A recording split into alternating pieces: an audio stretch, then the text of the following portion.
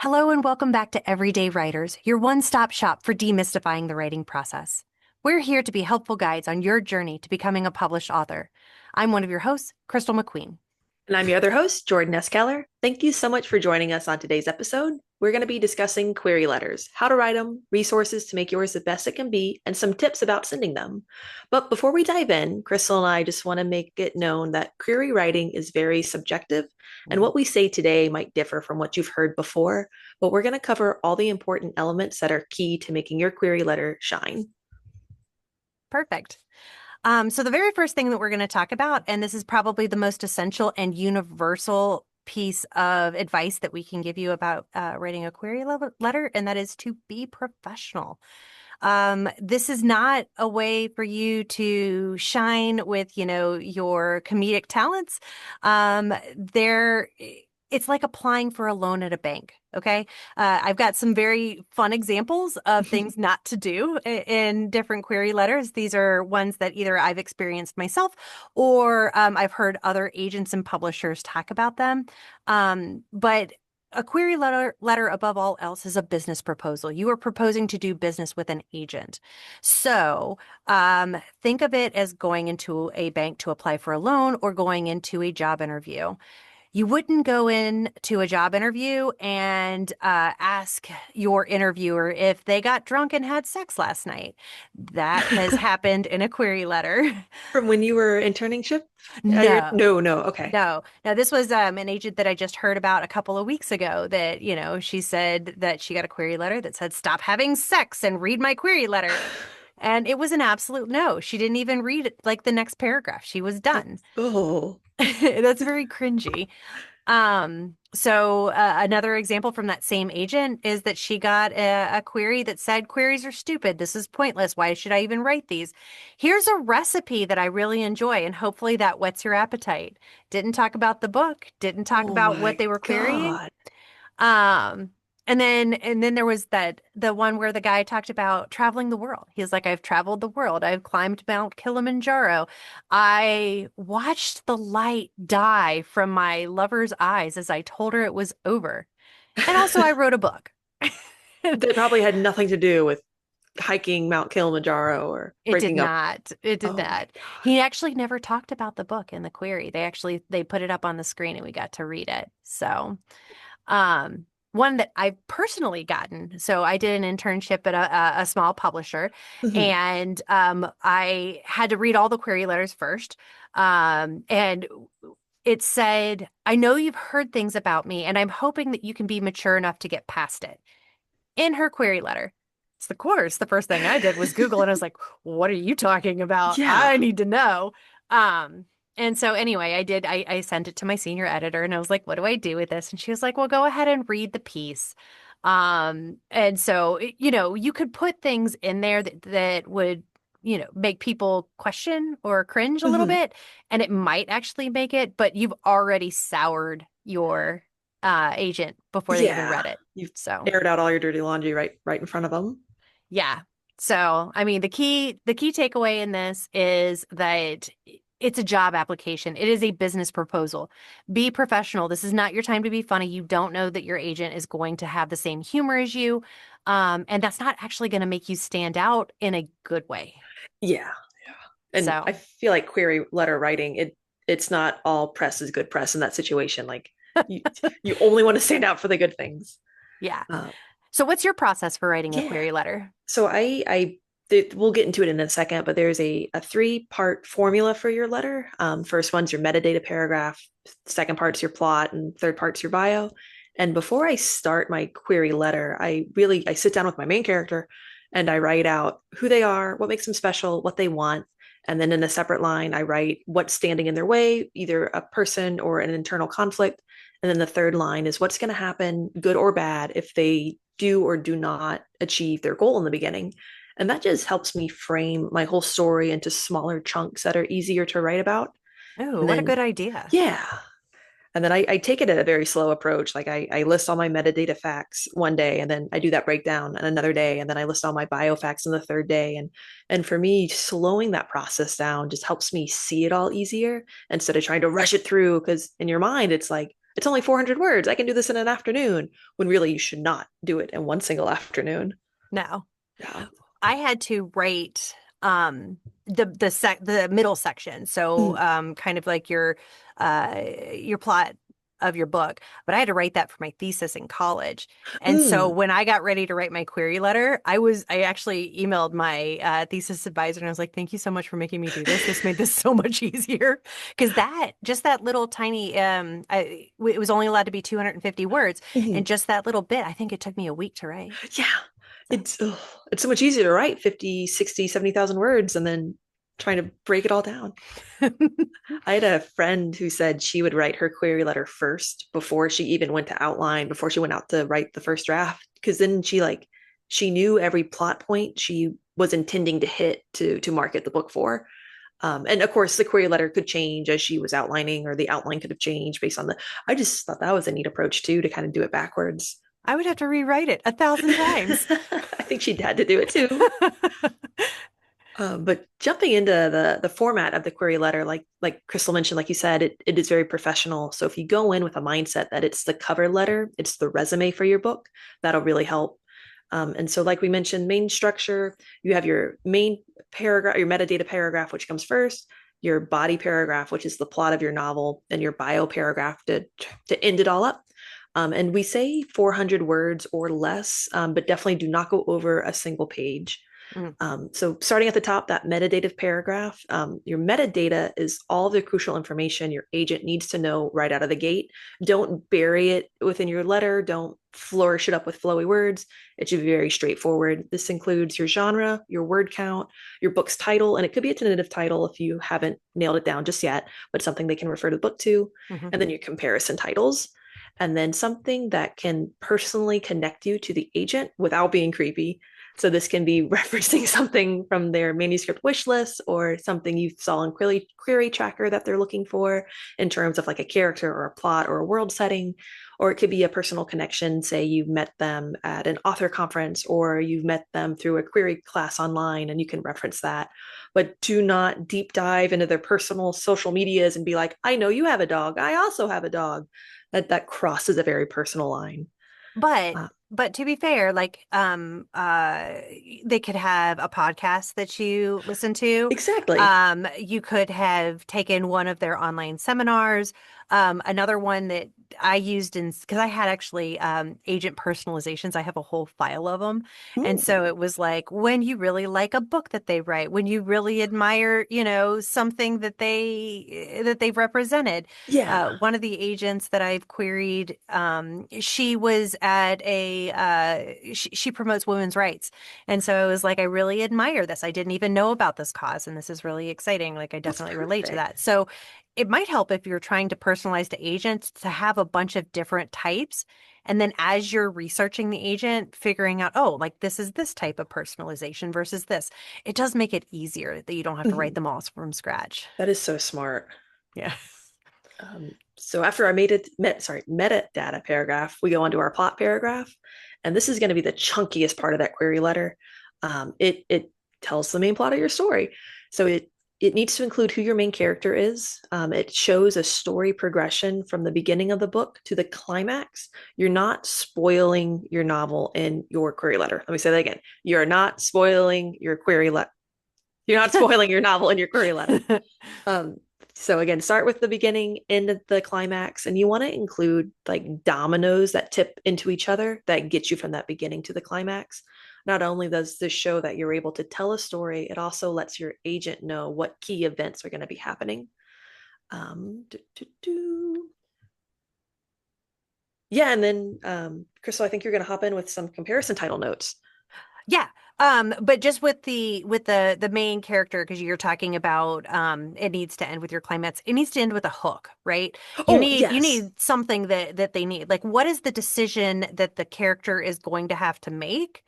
That is going to really hook the reader into the book. Like they have to make a decision, am I going to save the world or am I going to end up alone? I don't know. Whatever it's going to be. But if you look at the back of books in bookstores, I've had agents tell me that those are the ones that you really can look at from like a guide standpoint to see like what are the key plot points that they're hitting, and like especially that last line of like what's the decision that your character is facing, because that's what's going to hook your agent too, hopefully. Mhm. And with that decision, you want it to be a concrete image, like the two definite choices or options that your character is facing, and not like big ideas like will she save the world? Like will she find the sword to save the world? Like you want to make sure it's concrete enough that your agent knows what's going on in it.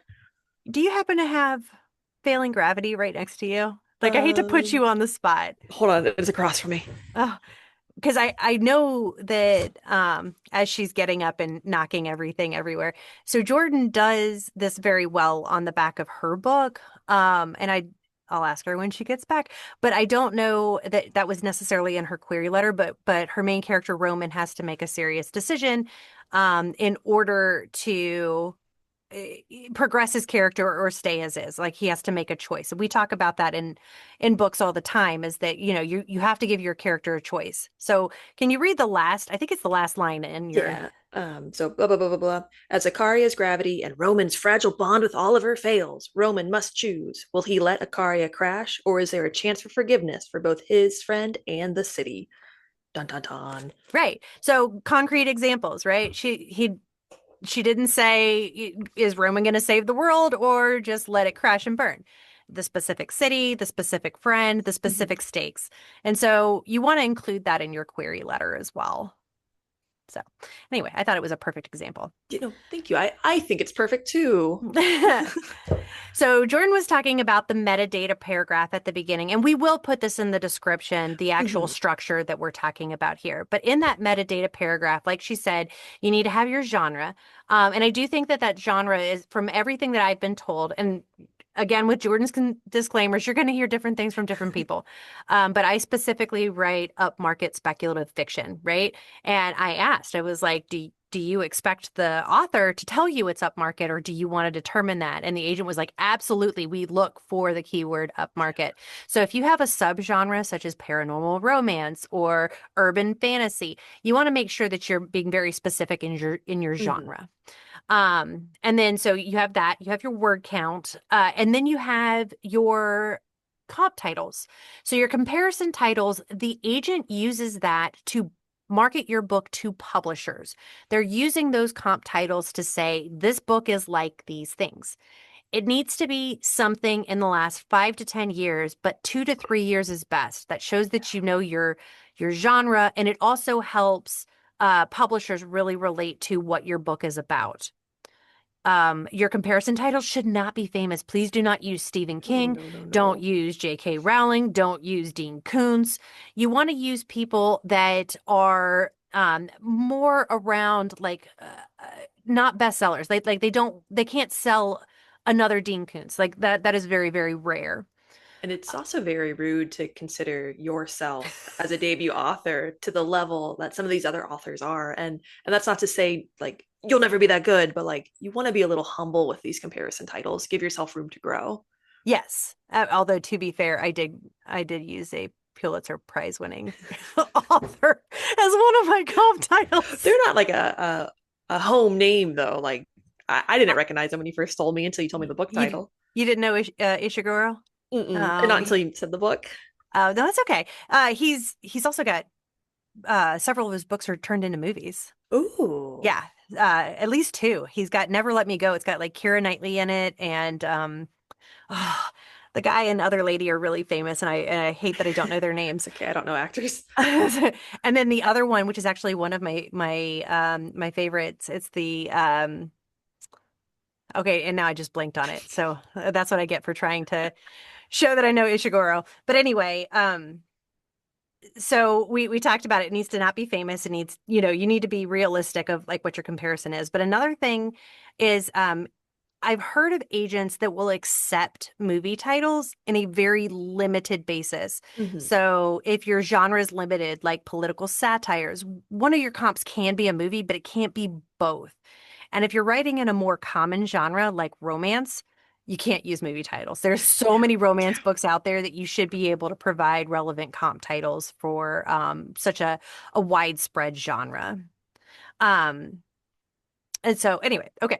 So we talked about the books. You need Mhm. 2 to 3 years, not famous. You can use one movie title if you're desperate because you write a very specific niche genre. The other thing you want to include in your comp is elements you're comparing to. So for mine, I did, it's got the same kind of technological arch as Blake Crouch's Recursion. And bittersweet moments like Clara and the Sun by Ishiguro. I can't say his Mhm. first name, so I'm not going to. And so when you're comparing your comp titles, you want to tell the agent why you think those are relevant. And so, Jordan, I think yeah, we talked about your failing gravity comp Yeah. title. So you want to talk through those and why you picked those? Yeah, so the main two I used was the Six of Crow series, because its main character Kaz is very like just a mean person, but he's still like very lovable, very redeemable. Everyone still talks about him, and so I comped to that of this kind of rough and tough character that has this redemption arc, and then I also comped a TV series, Cyberpunk Edge Runners, because Mm. at the time of querying that had just released on Netflix, it was getting a lot of attention, and its world was similar in the terms of like the neon lighting and the cyberpunk um, Oh, uh, body upgrades and stuff. And so I did those two titles, but the cyberpunk universe, Cyberpunk 7076, it has a lot of like offshoot books that I also could have comped as well if I wanted to do the double book comp. But mm. since that series had just come out, it was gaining a lot of attraction. I thought it would be a nice little plug, like, hey, people really like it. Look over here. Yeah, And when I had to do a big book proposal for my publisher, um, I had to include like a marketing analysis for it, and I got to reference the video game series, the anime on Netflix, and just show how interested people were in this kind of world. yeah. So, so you can see that like when you're actually picking your comps, you need to think beyond just like, well, it's got a similar character, Yeah. like it needs to be like who reads those books? How like would that be the same market for my book? Because that's literally what publishers are looking at is how who are we selling this to and how widespread is that audience? And if I can add for why Yeah. you want to mention how you're comparing it to, because if you have a super oversaturated market, like in the YA universe right now, there's a lot of like fae and fairy. And so Hmm. if you just say it's just another fairy book, that you might get passed up because it is such a saturated market. But if you Yeah. can show what makes it different because of this reason, that will really help you. Yeah, yeah, for sure. The class that I just took on query writing, it said, stand out, but don't stand out. Yeah, because you can't be too weird in your book to be like, no one's ever heard of it, because that's definitely a lie, and like it also Yeah, has to be palatable to multiple readers. yeah. So that's the top paragraph. And we talked a little bit about comps. We talked about your metadata. And then in the center, you're going to talk about your actual plot of your book. You really want to describe that. And now you have your bio paragraph. This is about you. This is any writing credentials you have. This can be short stories, anthologies. If you've written for a newspaper, if you're a journalist like Jordan, anything that you've written that would pertain to your credibility as a writer. You definitely want to include that. Any education that you have that's relevant. If you are a chemical engineer and your book is about chemical engineering, cool. Yes, absolutely include it. If you're a chemical engineer and your book's about fairies, Maybe not. probably not relevant. Anything that says that why you're the best person to write this novel, like if you have a personal connection to it, especially if it's like a memoir or something like that. But it could be that you're super passionate about this space. I don't want to tell your story, but can you talk about the inspiration for Wildfire and like how it started and then became a Oh, book? yeah. So it was inspired by a Dungeons and Dragons game. I'm sure I've mentioned it before. The game ended. I wasn't ready to let my character go, so I started writing her in all these AUs, and the superhero world just really stuck with her. And so in my bio, I would often include that, like, as an avid Dungeons and Dragons player, my character was born from the game, Yeah. and it gave inspiration for the book. It gave a little fun fact about me, and it also alluded to like storytelling capabilities. Because if you play Dungeons and Dragons, you are constantly telling this group Mm. story with among all these players. Yeah. So that was just a super fun thing to include. If you can keep your Dungeons and Dragons people coming. Jordan and I have tried to start a Dungeons and Dragons game, I don't know, twice, three times, Yeah. and it always lasts one round and then it's gone. Yeah, like we'll meet next Tuesday, right? Oh no, I got a thing on Tuesday. Oh, okay. Well, I got another thing on Tuesday. Yeah. Oh, And so we could never keep people coming to it, but it's always like I aspire. It's kind of like I aspire to be one of those people that goes to farmers markets. I aspire to be a player of Dungeons and Dragons. I just yeah. maybe it's just not in the cards for me. Um, Okay, so anything, another thing about your bio is any kind of fun fact about yourself that can help you stand out as long as it's relevant to the Hmm. book. So, Jordan has worked in journalism and used to be the editor of a newspaper. Like that's relevant. Hmm. But if I climbed Mount Everest and my book has nothing to do with Mount Everest, like don't include that. And that actually was, I think he said Kilimanjaro. But the guy who was talking about he Yeah. climbed Mount Kilimanjaro, it could have been in his book. He never mentioned it. He never got around to what his book was about.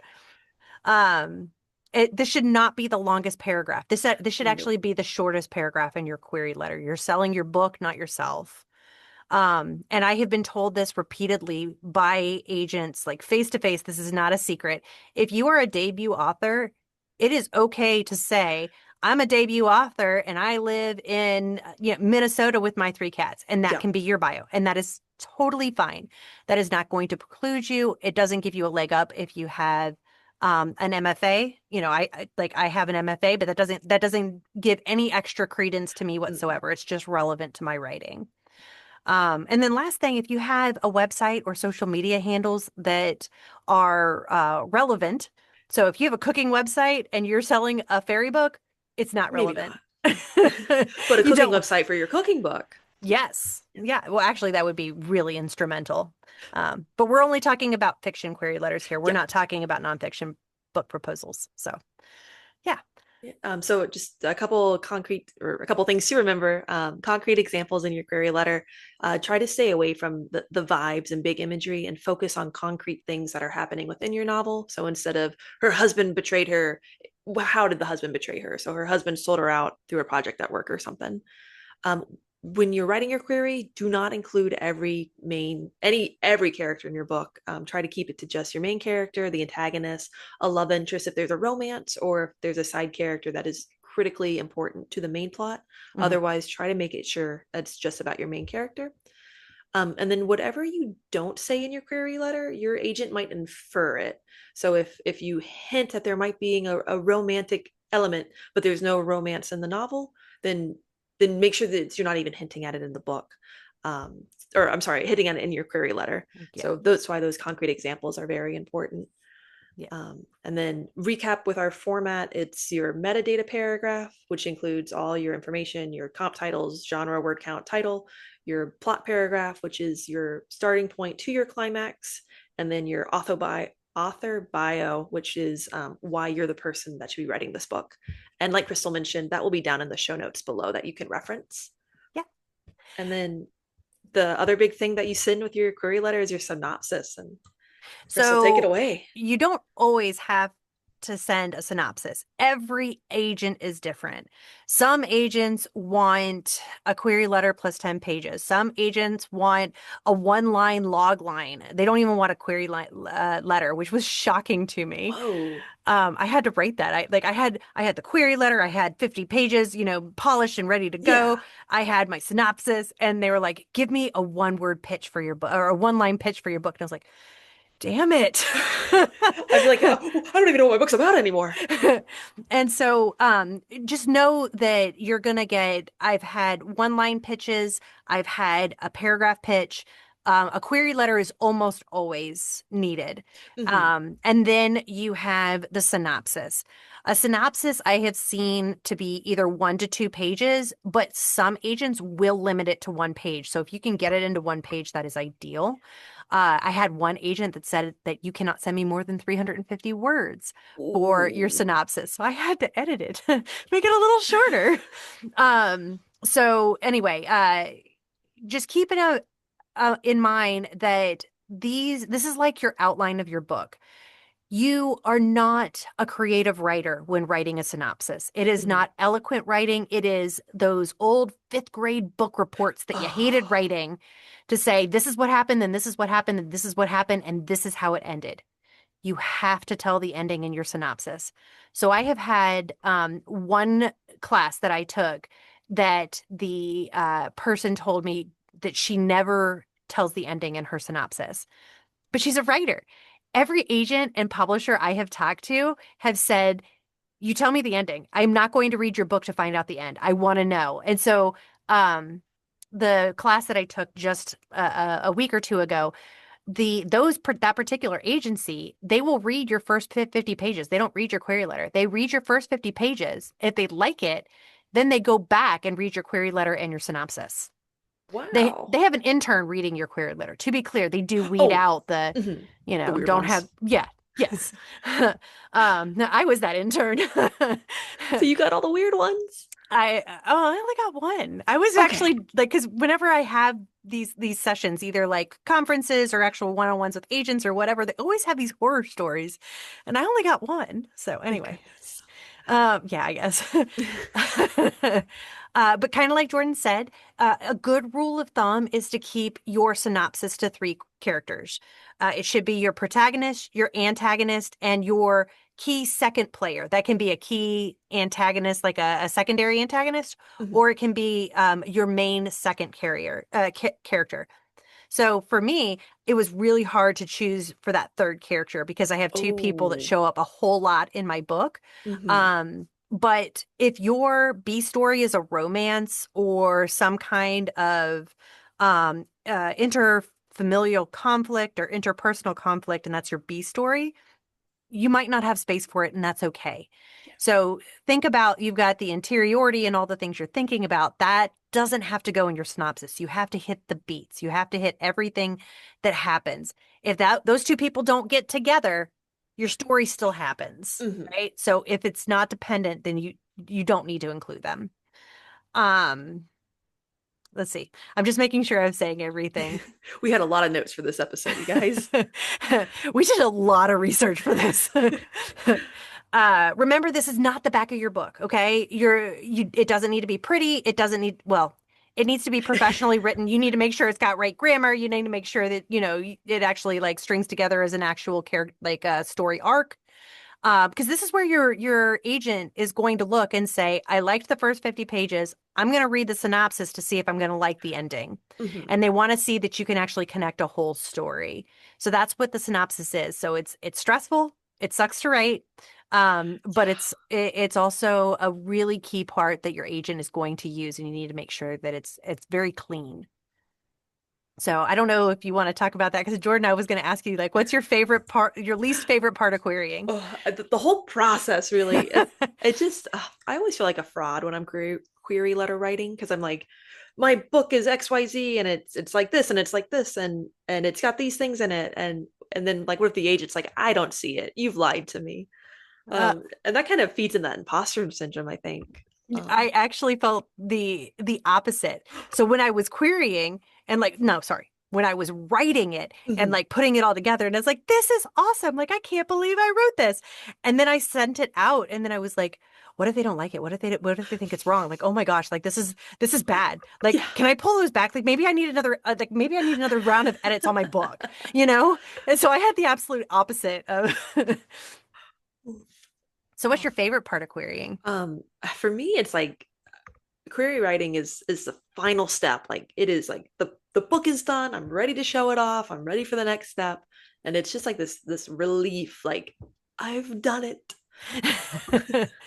For me, it's the anticipation. It's like, Oh, it's that Schrodinger's cat, like as long as the queries are out there, nobody doesn't like it yet.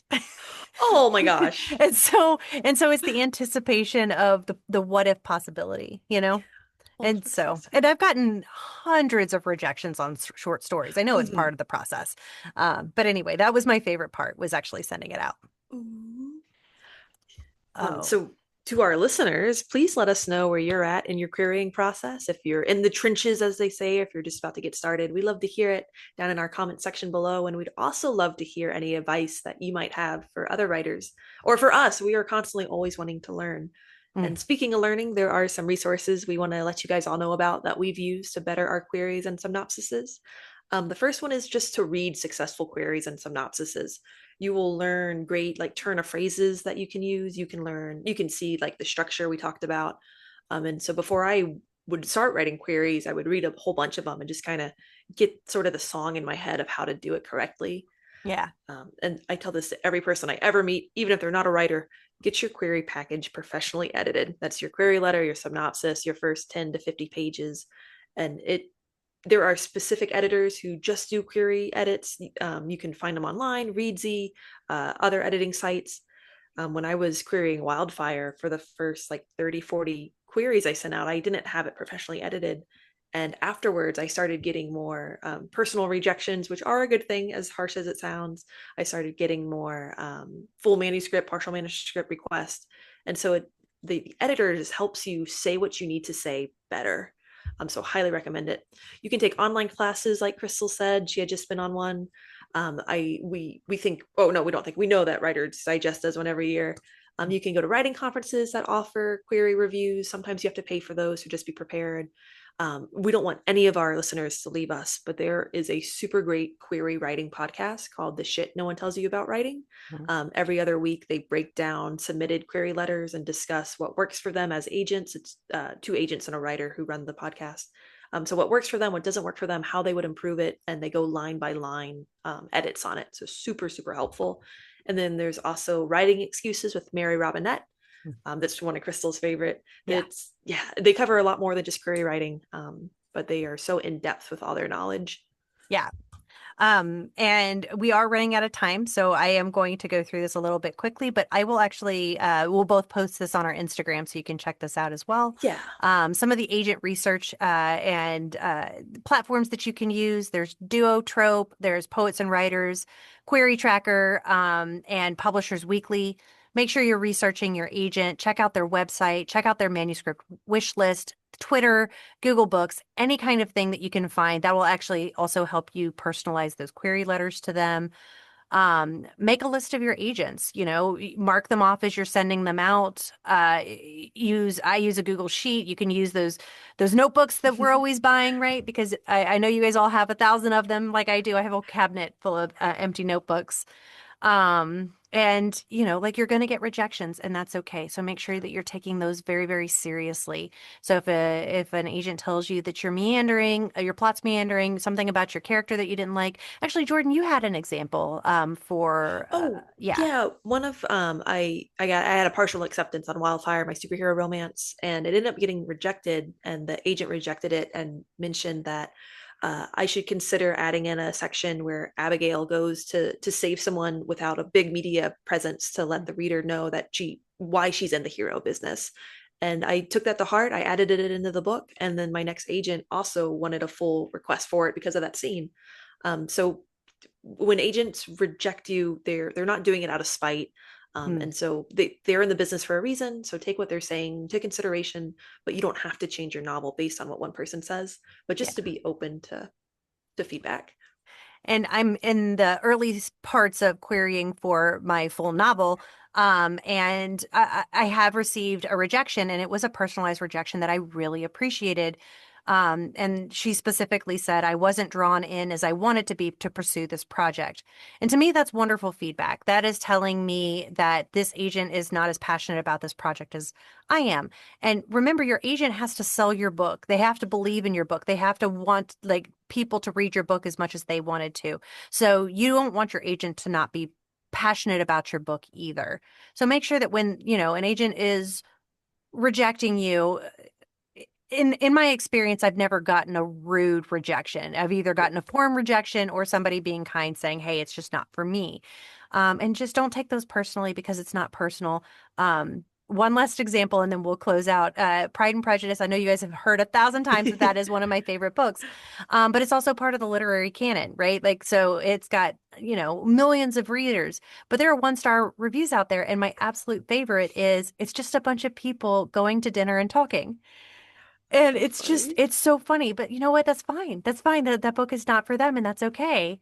And everybody has different tastes. So just don't, it's really hard not to take it as a personal rejection on your writing, but not everybody's writing is for everyone, and you want your Mhm. agent to believe in you. Exactly. So that's all the time that we have for this episode of Everyday Writers. I know we've gone super long, but I hope that you guys find this information helpful. And thank you so much for letting us be a part of your writing journey. And just remember, above all else, be professional. Research your agents, find out if you'll be a good fit for them in the beginning so you're not wasting each other's time. And ensure your metadata paragraph is your first paragraph. Make sure to take the time to make your query shine. Like Jordan said, make sure that you're getting it professionally edited. That is you are selling your book and offering a business proposal. And then join us next time where we're going to be covering social media and finding your ideal audience. And if you love what you heard today on Everyday Writers, don't forget to click that subscribe button and follow Crystal and I over on Instagram. And don't forget, every day is a good day to write. See you next See you time. next time. Bye. Bye.